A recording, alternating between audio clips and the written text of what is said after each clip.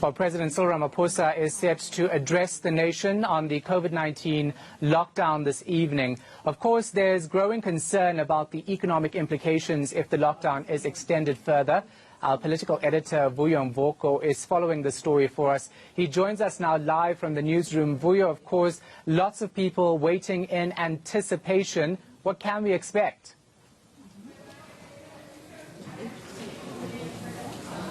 Well, Shahan, Ramkisoon, everyone, of course, is looking forward to the president's address, where he did say on Tuesday that he will be announcing measures that will be taken beyond the nationwide lockdown to reopen the economy. Now, several people have offered some suggestions as to which industries could, in fact, lend themselves to the kind of situation that what he wants to do, but on the other hand, what he has to try and avoid. Because remember, while the lockdown has actually helped with the management of the pandemic, it has basically forced the economy to grow. I spoke a little earlier to Dr. SOMADODA FIKENI from the University of South Africa about that balancing act that the president will have to try and strike. And here's what the political analyst had to say.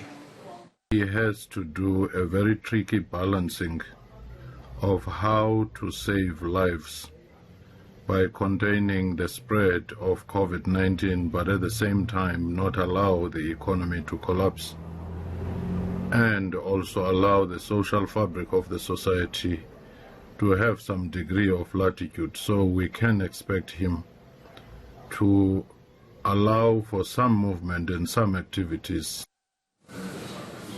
Now, I did speak to an economist just to get a sense as to what the possibilities are with regards to very specific industries that could be opened. And here's what Mr. SKENJANA had to say to me by way of suggestions.